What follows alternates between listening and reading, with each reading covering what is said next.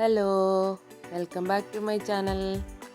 ഇന്ന് ഞാനിവിടെ ഒരിക്കൽ കഴിച്ചു നോക്കിയാൽ ഒരിക്കലും മറക്കാത്ത രുചിയുള്ള ഒരു മാങ്ങ അച്ചാറുമായിട്ടാണ് വന്നിരിക്കുന്നത്. കട്ടുമാങ്ങോ പിക്കിൾ.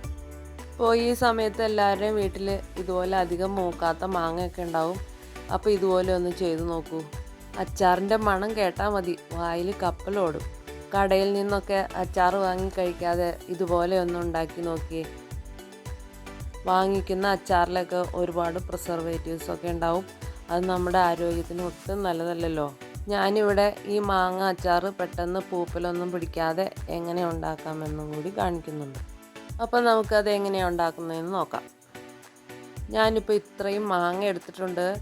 ഏകദേശം ഒരു 3 കിലോയോളം കാണുമായിരിക്കും. നല്ല പുളിയുള്ള മാങ്ങയാണ് കേട്ടോ. ഇനി ഇത് നമുക്ക് ഒന്ന് കഴുകി വൃത്തിയാക്കി എടുത്തുകൊണ്ട് വരാം.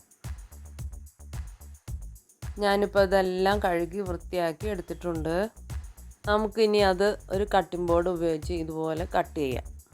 ഈ ഒരു പാകത്തിനുള്ള മാങ്ങ വേണം കേട്ടോ കട്ടുമാങ്കോ അച്ചാർ ഉണ്ടാക്കാനായിട്ട്. ഇതുപോലെ ഉണ്ടാക്കുമ്പോൾ അതിൻ്റെ ഒരു ടേസ്റ്റ് ഒന്ന് വേറെ തന്നെയാണ് കേട്ടോ. ഇതിപ്പോൾ മാങ്ങ മൂത്തിട്ടൊന്നുമില്ല. അപ്പോൾ ഞാൻ അതുകൊണ്ട് ഇതിൻ്റെ ഒരു സാധനവും കളയാതെയാണ് അച്ചാർ ഉണ്ടാക്കാനായിട്ട് എടുക്കുന്നത്. അപ്പോൾ നിങ്ങൾക്ക് തോന്നും അച്ചാറിന് കയ്പ്പുണ്ടാവില്ലേന്ന്. പക്ഷേ അതിൻ്റെ ചേരുവകളൊക്കെ ചേർത്ത് മിക്സ് ചെയ്ത് അതൊന്ന് അലിഞ്ഞു തുടങ്ങി കഴിഞ്ഞാൽ ഒരു കയ്പ്പുണ്ടാവില്ല, നല്ല രുചിയായിരിക്കും. ഇതുപോലെ കട്ട് ചെയ്തതിന് ശേഷം നമുക്കൊരു വലിയ സ്റ്റീൽ പാത്രത്തിലേക്ക് ഇട്ട് കൊടുക്കാം. ആ പാത്രം നമുക്ക് മാങ്ങയെല്ലാം ഇട്ടതിന് ശേഷം നല്ലപോലെ മിക്സ് ചെയ്യാൻ പറ്റുന്ന ഒരു പാത്രമായിരിക്കണം കേട്ടോ. സ്റ്റീൽ പാത്രം തന്നെ ഉപയോഗിക്കുന്നതായിരിക്കും നല്ലത്. പ്ലാസ്റ്റിക്കിൻ്റെ പാത്രമൊന്നും ഉപയോഗിക്കരുത്. നമുക്കിതെല്ലാം ഇതുപോലെ കട്ട് ചെയ്തെടുക്കാം. ഞാനിപ്പം കടയിൽ നിന്ന് വാങ്ങുന്ന അച്ചാർ പൊടിയൊന്നും ഉപയോഗിക്കുന്നില്ല കേട്ടോ.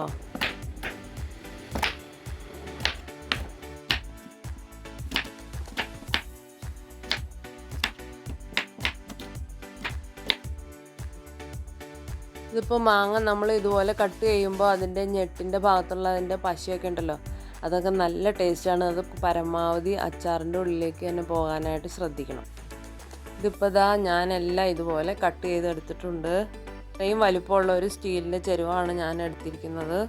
ഇനി നമുക്ക് അച്ചാറിന് വേണ്ട ചേരുവകൾ എന്തൊക്കെയാണെന്ന് നോക്കാം. നിങ്ങളെടുത്തിരിക്കുന്ന മാങ്ങയ്ക്കനുസരിച്ച് വേണം അതിൻ്റെ കൂട്ട് ഉണ്ടാക്കിയെടുക്കാനായിട്ട്. ഞാനിപ്പോൾ ഒരു 4 ടേബിൾ സ്പൂൺ ഉലുവ, അത്രയും തന്നെ കടുക് എന്നിവ നമുക്ക് ഒരു പാനിലിട്ട് ഒന്ന് വറുത്തെടുക്കാം. ആദ്യം തന്നെ നമുക്ക് ഉലുവയിട്ട് വറുത്തെടുക്കാം. അത് ചൂടായി വരുമ്പോൾ ഇങ്ങനെ ഇതുപോലെ ഇളക്കി കൊടുക്കണം. പതിയെ ഒരു ബ്രൗൺ കളർ ആകുമ്പോൾ നമുക്ക് തീ ഓഫ് ചെയ്യാം. ഇതുപോലെ ആയി കിട്ടണേ. ഇനി നമുക്കതൊരു മിക്സിയുടെ ജാറിലേക്ക് ഇട്ട് കൊടുക്കാം. അതേ പാനിലേക്ക് തന്നെ നമുക്ക് എടുത്തു വെച്ച് കടുക് ഇട്ട് കൊടുക്കാം. നന്നായി ഇളക്കി കൊടുക്കാം. കടുകൊക്കെ പൊട്ടി വരുമ്പോൾ നമുക്ക് തീ ഓഫ് ചെയ്യാം കേട്ടോ. രണ്ടും കൂടി ഒരുമിച്ച് ആ മിക്സിയുടെ ജാറിലേക്ക് ഇട്ട് ചൂടാറി കഴിയുമ്പോൾ ഇതുപോലെ നല്ലപോലെ പൊടിച്ചെടുക്കാം. അതിനുശേഷം അതേ മിക്സിയുടെ ജാറിലേക്ക് അത്രയും കടുക് തന്നെ വറുക്കാതെ നമുക്കൊന്ന് പൊടിച്ചെടുക്കണേ. വറുക്കാത്ത കടുക് ഒരുപാടൊന്നും പൊടിഞ്ഞു പോകരുത്, പതിയെ ഒന്ന് പൊട്ടിച്ചെടുത്താൽ മതിയേ. നമുക്ക് വറുത്ത് പൊടിച്ച ഉലുവയും കടുകും ഇട്ട് കൊടുക്കാം. പച്ചക്കടുക് ഇത്രയും പൊട്ടിച്ചത് നമുക്ക് മാങ്ങയിലേക്ക് ഇട്ട് കൊടുക്കാം. ഒരുപാടൊന്നും പൊടിഞ്ഞിട്ടില്ല, കണ്ടോ. ഇനി നിങ്ങളുടെ എരിവിനനുസരിച്ച് മുളക് ഇട്ട് കൊടുക്കാം. കുറച്ച് കാശ്മീരി മുളക് കൂടി ഇട്ട് കൊടുക്കുകയാണെങ്കിൽ നല്ല കളർ ഉണ്ടാവും അച്ചാറിന്. ഞാനിപ്പോൾ ഈ ഒരു സ്പൂണിൽ 4 സ്പൂൺ മുളക് പൊടി ഇട്ട് കൊടുത്തിട്ടുണ്ട്. അതിനുശേഷം ഒരു 2 ടേബിൾ സ്പൂൺ കായപ്പൊടി ഇട്ട് കൊടുക്കുന്നുണ്ട്. ഇനി ആവശ്യത്തിന് കല്ലുപ്പാണ് ഞാൻ ഇട്ട് കൊടുക്കുന്നത്. ഉപ്പിട്ട് കൊടുത്തതിന് ശേഷം ഞാൻ കുറച്ച് നല്ലെണ്ണയും കൂടി ഒഴിച്ചു കൊടുക്കുന്നുണ്ട്. ഇനി നമുക്ക് ഇതെല്ലാം കൂടി ഒന്ന് മിക്സ് ചെയ്യാം. കയ്യിൽ കൊണ്ട് ഇളക്കിയില്ലെങ്കിലും കുഴപ്പമില്ല, ഇതുപോലെ ഒന്ന് കാണിച്ചു കൊടുത്താൽ മതി. എല്ലാം മിക്സ് ആയിക്കോളും. അപ്പോൾ ഇതെല്ലാം മിക്സായി വന്നിട്ടുണ്ട്. ഇതെല്ലാം നമുക്കൊന്ന് ഒതുക്കി വെച്ചിട്ട് ഒരു പാത്രം വെച്ച് മൂടി വയ്ക്കാം. ഒരു 3 ദിവസത്തേക്ക് ഈ ചെരുവത്തിൽ തന്നെ അച്ചാർ ഇരിക്കണം. ഓരോ ദിവസവും നമുക്ക് ഇളക്കി കൊടുക്കാം. ഒരു ദിവസം കഴിഞ്ഞപ്പോൾ അച്ചാർ ഇങ്ങനെയാണ് ഇരുന്നത്. 3 ദിവസമായപ്പോഴേക്കും അച്ചാർ ഇതുപോലെയായി. പതിയെ ഉപ്പെല്ലാം അലിഞ്ഞ് ഇതുപോലെ മിക്സായി വന്നിട്ടുണ്ട്. ഇനി നമുക്കിത് നല്ലപോലെ ഒന്ന് ഇളക്കി കൊടുക്കാം.